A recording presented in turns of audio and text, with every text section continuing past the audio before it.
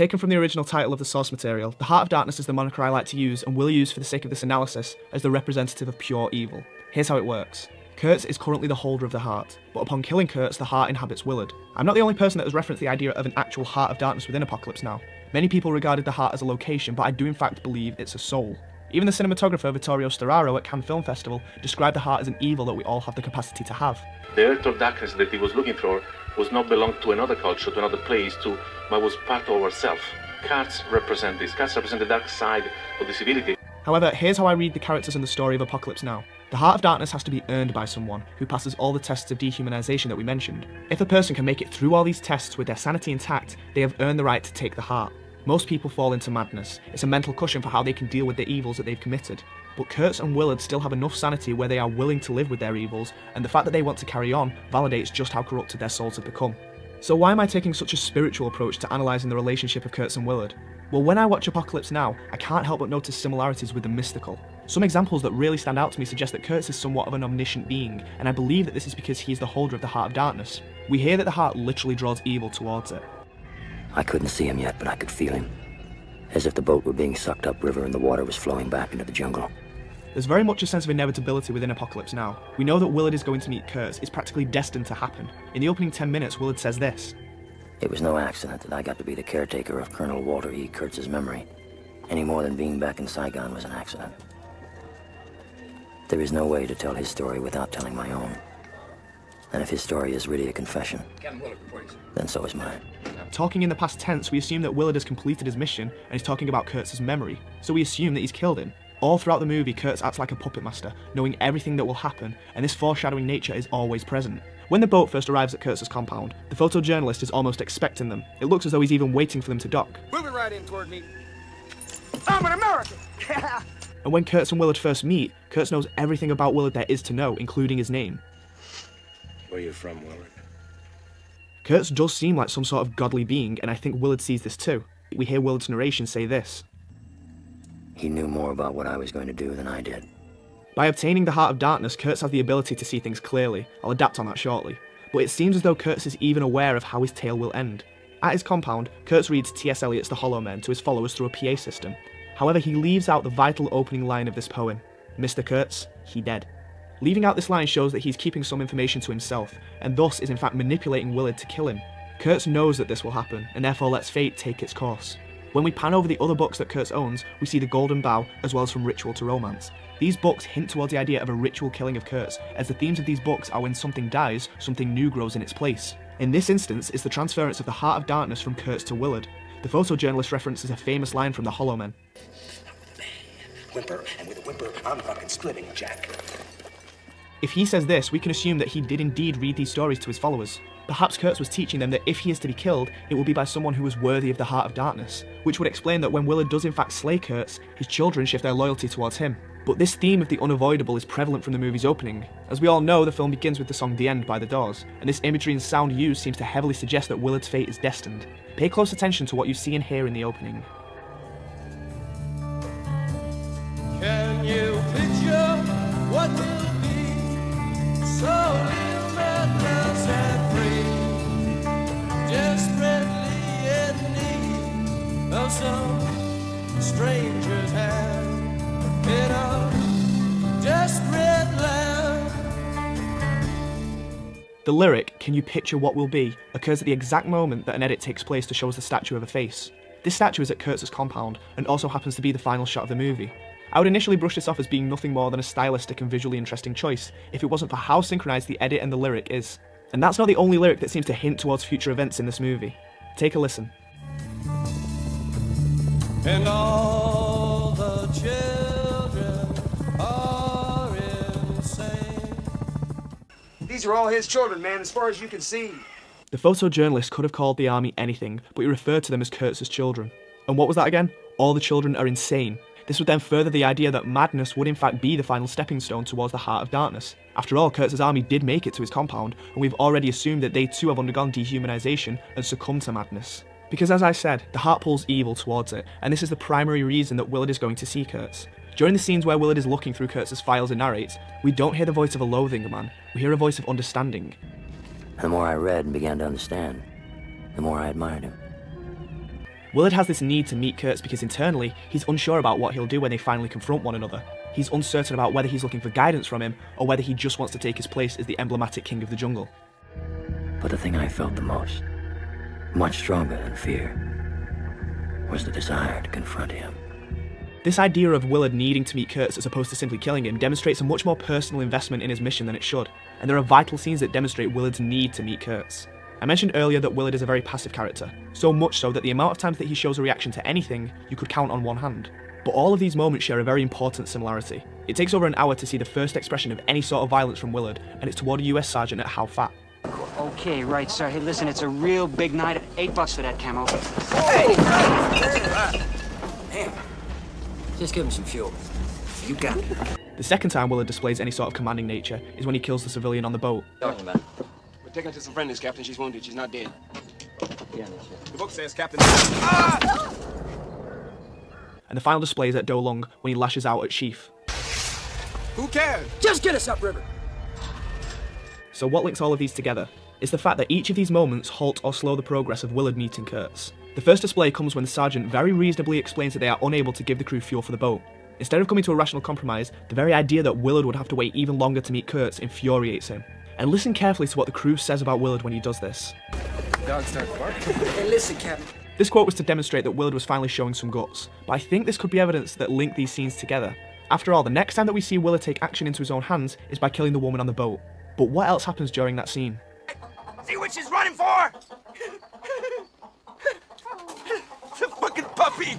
This may be coincidence, but the idea that that quote is a hint towards a thematic link between these two scenes doesn't seem that outlandish, and then it would also incorporate itself to the idea of foreshadowing and inevitability that we've seen. The final instance of Willard's anger is towards Chief, who suggests that perhaps they should abandon the mission. You're on your own, Captain. Do you want to go on? These scenes suggest that Willard's longing to see Kurtz is because he feels as though he is the only one that can give him insight into his own mind. As soon as the killing on the boat has finished, we hear Willard's narration. But I felt like I knew one or two things about Kurtz that weren't in the dossier. It's a suggestion that Willard thinks that he understands Kurtz, not through his actions, but through his thought process. Mentally, he and Kurtz are the same, and this explains this desperation to meet him. I feel that the idea of a tangible heart existing definitely becomes more prevalent towards the end of the film. A lot of validation from this comes from some of the obscure quotes from the photojournalist at Kurtz's compound. When Willard is a prisoner, the photojournalist seems to have gained some comprehension of the Heart of Darkness. In this conversation, he almost flat out refers to how the heart works. I mean, what are they gonna say, man, when he's gone, huh? Because he dies. When it dies, man. When it dies, he dies. To me, this is almost a clear explanation of how the heart works. If the heart attracts someone that's more worthy, essentially more evil, then that person earns the right to have the heart. In this case, it's Willard, and that's why the photojournalist says when it dies, he dies. He's talking about Kurtz, and when the Heart of Darkness leaves him, Kurtz must face the consequences. If you replace the word it with the heart in this conversation, it still makes complete sense. The photojournalist also earlier in this dialogue gives more evidence to the idea that the heart is fueled through passing through insanity. The man is clear in his mind, but his soul is mad.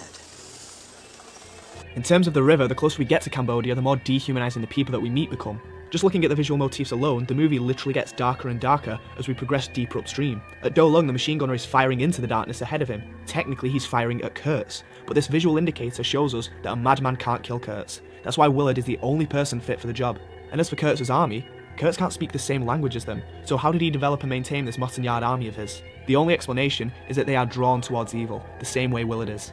There's a quote that goes relatively unmentioned in Apocalypse Now, which I think is very important. It comes at the end of the sequence at How Fat in Willard's narration. He had only two ways home. Death or victory. Willard is referring to the Vietnamese philosophy to war. However, I think at this point, Willard is unable to see that this ideology is integral to his journey too. The way I read this quote is that this is the only ending to a soldier's journey closer to the Heart of Darkness, death or victory. However, the victory in this sense will be the Heart of Darkness overwhelming another victim, a victory for the heart. After all, listen to how Kilgore described his traumatic encounter under a napalm strike. Smells like victory. This perpetuates the idea that once someone has cemented their place in the world as an acceptor of evil, that's a victory for the heart. And if someone isn't worthy or refuses to accept this evil, then their outcome is death. A good piece of evidence for this comes in the first conversation between Willard and Chief. I took a man who was going up past the bridge at Do Lung. He was regular army too. Heard he shot himself in the head. As we now know, Do Lung Bridge was the final step of evil and was right before Kurtz. The implication here is that the soldier in question was unable to deal with what he'd experienced and could not live with what he'd done. The Heart of Darkness will only operate in two ways: death or victory. Which brings us to our crew on the boat. If death or victory was the case, then why is it that only Willard and Lance survived the entire journey? How come the rest of the crew are killed? With Willard, it's obvious that by the end he's the holder of the Heart of Darkness, so that explains why he's alive. But why Lance? Well, it's because he actually commits himself to all acts of evil throughout the film. It's only at the stage of madness that he dehumanizes himself and falls at the final hurdle. We all know that Willard has already completed the dehumanization process at the beginning of the film, but throughout the journey through the jungle, we actually watch Lance's dehumanization process take effect. At each of the major stops, Lance is the only member of the crew that seems to be an active participant. With Kilgore, Lance is put almost through some sort of teaching as he's groomed into the kind of soldier that Kilgore wants. Lance, go with Mike, let him pick out a board for you. And we've clearly seen that Kilgore was capable of drawing in many people to think the way that he does. At the USO show, the entire crew is present in the crowd, but Lance is the only one in which the evil seems to begin to take effect. Here we see Lance shouting abuse and hurling cans at the performance. He's clearly dehumanizing the innocent. You fucking dead! And at the final stage of indoctrination, do you remember what happened? Willard planned to scout alone, but who went with him? Lance. Slightly prior to this, Lance dropped acid, symbolising his acceptance of the madness, because everything that he's experienced has changed him. By the finale of the movie, Lance is indistinguishable from all the members of Kurtz's army, those that are drawn towards evil and obey the heart. Even when Willard leaves the compound after slaying Kurtz, we can see all the members of Kurtz's army bowing to Willard as a sign of obedience. As we pass through the crowd, we see Lance do the same. Another visual hint that Lance has been engulfed by the heart appears 3 times throughout the film. In the opening scene during the introduction of Willard, we see Willard performing a strange dance. It seems to be in some drunken stupor. However, it's performed by 2 other characters, Lance as they travel up the river, and a character in the background out of focus is doing a very similar dance at Kurtz's compound. If we look at what the man is wearing, we could probably decipher that it's in fact Colby, the soldier that was sent to assassinate Kurtz. These 3 characters, aside from Kurtz, are the only American characters that we know of by name that made it all the way through all the stages of dehumanization and evil. This dance now no longer looks like the incoherent movements of a drunken man, but rather the spiritual gestures of a mad one. This explains why Lance manages to live at the end and the rest of PBR is slain, because the rest of the crew managed to avoid the dehumanizing aspects of the war that the journey up the river has instilled within everyone else that they encounter. PBR Street Gang at varying stages show regret in the actions that they do. At the boat massacre, Chef is distraught at the killing of the innocents, and when Clean is killed, we see the sorrow shown by both Chef and Chief. These characters have clearly not dehumanized humanity to the degree that we've seen up to this point. These men obviously are still able to empathize with others. But in the same scene, where are Lance's priorities? Where'd the dog go? Where's the dog? We gotta go back and get the dog! He couldn't care less about the goings-on with people, because the course of the movie has shown us that he's losing the battle against the Heart of Darkness. It's showing us that he's cemented himself in the final stages of dehumanization. A return to normality for Lance is probably impossible. There are a lot of elements that the Heart of Darkness pertains to, and Kurtz and Willard seem to share them all. Kurtz's philosophy is almost completely explained to Willard in his conversations, and it's reminiscent of previous themes that have been examined throughout the film. As they are both the only characters that are deserving of the heart, let's look at some similar ideas that they share. The film opens with a slow fade from black to a jungle before it's ravaged by a napalm strike. We soon realise that we are gazing into the mind of a US soldier. In this case, it's Captain Willard, our main character. Apocalypse Now is Willard's story, and thus the shots that we see is the audience's insight into his mind. It's clearly evident that his thoughts are rampant with the appalling imagery of warfare. However, this is Willard possibly in his most comfortable setting. He's in a hotel room far from the battlefield. He's become so desensitized to the violence that he's experienced that this is now how his brain has become hardwired to think, a cornucopia of nothing but death and annihilation. The fact that he and his surroundings are superimposed atop these images suggests that Willard's lives in and out of the combat zone are practically interchangeable. Willard is unable to distinguish a life outside of war because he's been utterly devoured by war and the effect that it's had on his mind. This is probably shown best by the shot of the fan over the sound of a helicopter, a sign of his 2 worlds merging into one.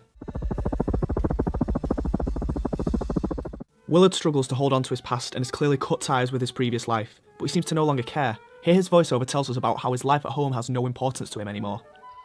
I hardly said a word to my wife until I said yes to a divorce. When I was here, I wanted to be there. When I was there, all I could think of was getting back into the jungle. And what better visual representation of this than burning the picture of his wife? He could have torn the picture or thrown it away, yet it seems like the warlike symptom of fire is ever present in both his mind as well as in his surroundings. It's like a criminal removing the evidence of an event he doesn't want the world to know about. The detachment of a previous life and the concept of home is an important theme that's recurrent throughout Apocalypse Now with many characters, not just Willard. As with the majority of themes in the movie, as we get further into the journey, those themes become more intense. Willard is the example of a broken man that's experienced all tiers of evil, so he's an example of what all the soldiers have the possibility to become. Willard has eschewed the idea of a home, at least one outside Vietnam, and home is a concept that seems all the more enigmatic to the soldiers the further down the river they are. Kilgore's men still have that yearning to be home, and so they attempt to recreate a home environment. We see this at the beach party that they have. And the thing about Kilgore is that he and his men attempt to uproot the Vietnamese way of life and replace it with their own.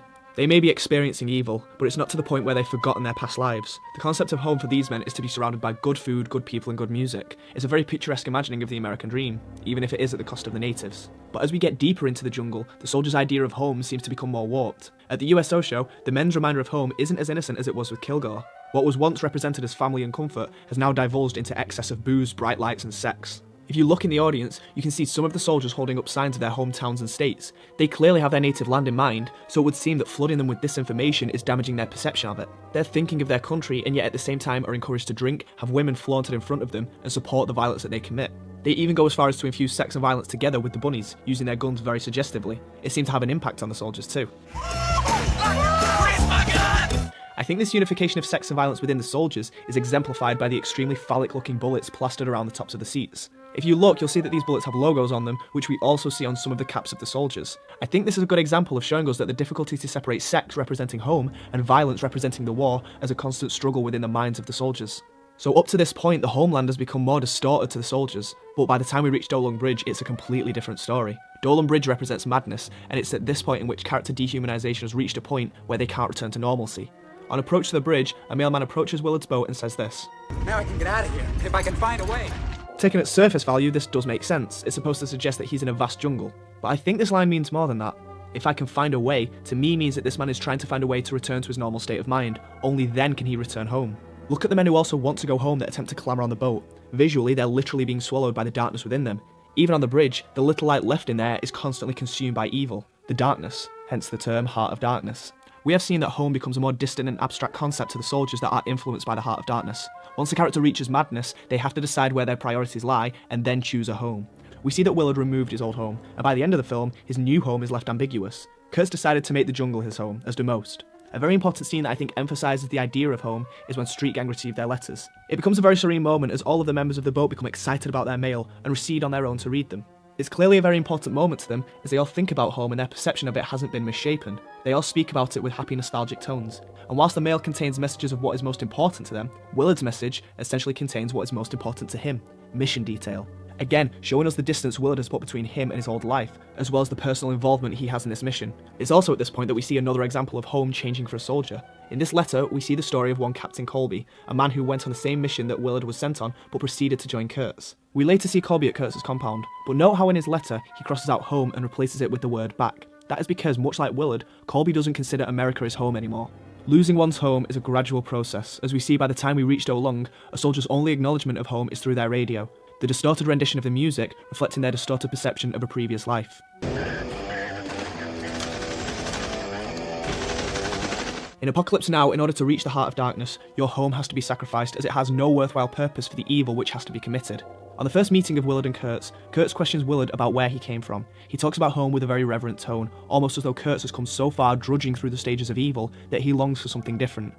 About 5 miles, you'd think that heaven just fell on the earth in the form of gardenias. But he and Willard are far beyond the point of no return. They embrace their evil, and they have to live with it. Possibly the most disturbing part about Willard and Kurtz's characters is that with everything that occurs around them, they are the most honest characters out of anybody. They don't need to lie about what it is that they do, because they're the only people that confront their evil. The rest of the characters fall into a category when it doesn't need to be addressed. They either convince themselves that what they're doing is necessary for the good of the world, or fall into a state of insanity and refuse to acknowledge what it is that they've done. A theme which appears repeatedly throughout Apocalypse Now is Willard and Kurtz's detest for lies, and a lot of this arises through their hatred of how the US military operates. Ultimately, there really isn't much difference between the army and Kurtz in terms of their methods. A good signifier of this was when Willard met General Corman. This scene looks almost identical to when Willard met Kurtz, a slow camera push as we slowly pan to the right to reveal who is in charge. Corman and Kurtz are both men of power that abuse that power in order to change the world to suit their own ideology. However, Kurtz never hides behind the ruse that what he does is out of some sense of moral justice, which Corman does. We've already seen that the US want this mission to be completely confidential. Corman has other people to do work that he deep down probably knows is wrong, yet we see that Kurtz takes matters into his own hands because he truly believes it. Another contrast is the almost luxurious lifestyle that the general leads, far away from the front lines, having the rest of the men do the grafting for him.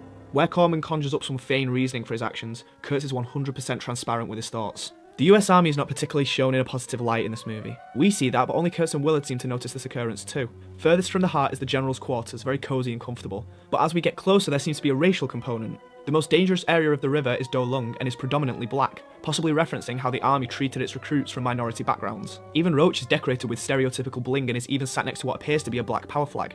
Perhaps this is focusing our attention on the perception of minorities during this period in American history. Even the age of clean is brought into question. How old are you? 17. These are but a few examples of how Apocalypse Now paints this picture not of a heroic soldier, but just another example of how America operated. Kurtz and Willard do not approve of this. Clarity seems to be a byproduct with the Heart of Darkness, and that explains why Willard and Kurtz have such issue with the way that the military operates. The amount of times that they both refer to what's going on around them in a negative light is very numerous. Because there's nothing that I detest more than the stench of lies. It was the way we had over here of living with ourselves. We'd cut them in half with a machine gun and give them a band-aid. The bullshit piled up so fast in Vietnam, you needed wings to stay above it. This constant awareness of his surroundings is something that the rest of the characters we meet do not share with Willard. Every time Willard arrives somewhere, he leaves without any further answers as to what is happening around him. Kilgore leaves without an answer. The USO show ends just as abruptly as it began, and the closest they get to an answer with Roach is almost intentionally mocking. But Kurtz has answers. He's able to point out the hypocrisy that goes on in the war. We train young men to drop fire on people, but their commanders won't allow them to write fuck on their airplane because it's obscene. Much like Willard does. Charging a man with murder in this place was like handing out speeding tickets at the Indy 500. Because Willard and Kurtz have broken beyond the barrier of madness, they're able to see things from an objective standpoint. And what this leads to is that Kurtz and Willard are not clouded by judgment. Kurtz explains the purpose for his thinking through a dialogue with Willard, when he explains his admiration for a group of men that cut the inoculated arms of children. Listen closely, and you'll hear how his reaction to this event is perceived in his newly formed mind moulded by the Heart of Darkness. And I thought, my God, the genius of that. The genius. The will to do that. Perfect, genuine, complete, crystalline, pure. And then I realized that they were stronger than we because they could stand it. These were not monsters. These were men, trained cadres. These men who fought with their hearts, who have families, who have children, who are filled with love. But they have the strength. The strength to do that. A big theme that we can decipher from this is that he applauded how the men were able to commit these acts of evil without judgment. They were just ordinary men. He felt weak compared to them because he was unable to do what they were able to do. He associates strength with evil. This would explain now why he is able to so callously dispose of his enemies, because he needs to assert his role as a strong leader. In his eyes, that can only be shown through acts of evil. By passing the madness stage, he's able to see the world for what it truly is, filled with hypocrites, and he decides to bury his hatred and simply act on instinct. There's no room for judgment. This theme of pragmatism plays throughout Apocalypse Now. It's shown that the soldiers do show contempt for the Vietnamese. In essence, they are judging them for what it is that they do. However, Willard and Kurtz put everyone on a matching plane. They are all equally disposable to them. Willard, but particularly Kurtz, simply operate on an almost animal-like instinct, and the parallels that we see are quite evident. The final scene has the obvious analogous scenes comparing the killing of Kurtz with the slaying of the caribou, a symbol showing a ritual-like killing, but there are plenty of other hints. In some of the behind-the-scenes interviews, the actor that played Lance has a very interesting comment on his character. A lot of people ask me, what happened to where's the dog? I'll run into people on the street, where's the dog? What I tell them is I say, well, Lance becomes the dog. Remember, we're looking at the way in which the journey towards the heart affects the judgment of these characters. Lance saying how he becomes the dog seems very relevant in my eyes. It's not just that he slowly transcends into a much more childlike character, it's that he is running off a much more animal instinct. It's showing us that the closer our characters get to the heart, the more they lose their sense of empathy and judgment. In essence, this is the core of dehumanization. This is demonstrated through another visual motif of the film, which always stood out to me, but was then reaffirmed when I listened to Coppola's commentary. This is, as the characters travel through the Nung River, they seem to travel backwards through time. Each death of the boat crew becomes more and more tribal as we go along, and at the arrival of the compound, it's almost as though these people have never encountered another civilization before. The tribal instinct goes hand in hand with the animal instinct, in that it only operates on what is practical for them at that moment in time. Even at the end, we see that our characters are donning what looks like native garb, with people like Chef having a banana leaf on his head. The heart is not future orientated, it only works on creating evil now, and the best way to do that is remove judgment from the characters, utterly dehumanize them. The heart avoids all the bullshit that everyone creates in order to make their lives in Vietnam more bearable. The heart orders a person to address and look at what's going on and what they are a part of. By doing this, Kurtz and Willard see things in an unfiltered manner because the dehumanization of people means that they are not clouded by any type of judgment. If we look at Kurtz's notes, we see what the heart wanted to do all along: exterminate them all.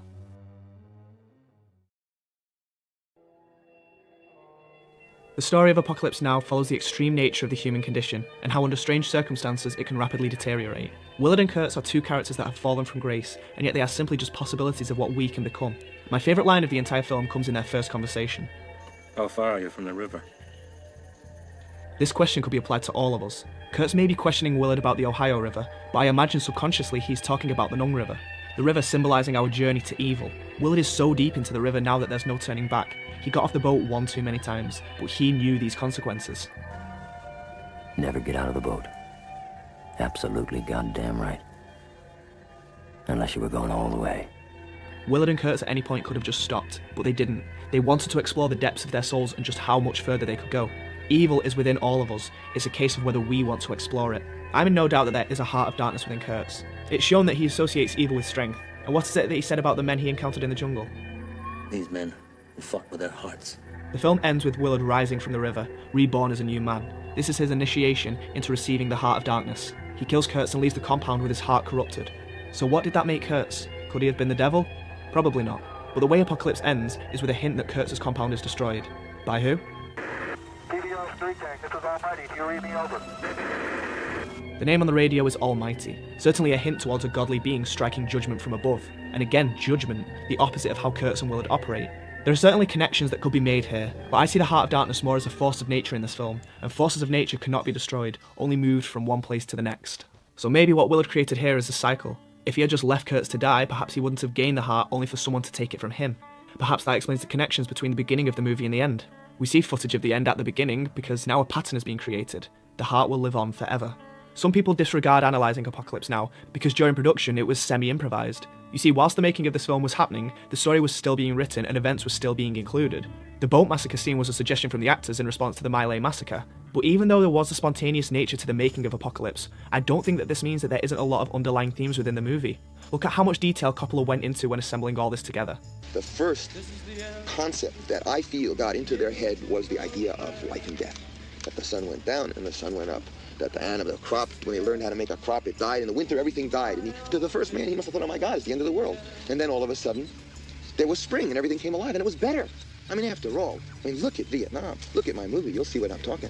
But that's the beauty of analysis. There's no right or wrong answer. And if you disagree with the idea of the Heart of Darkness, that's absolutely fine. My interpretation of Apocalypse Now is about dehumanization and evil. But yours, it can be whatever you want it to be. Thanks for watching. Now this is the end.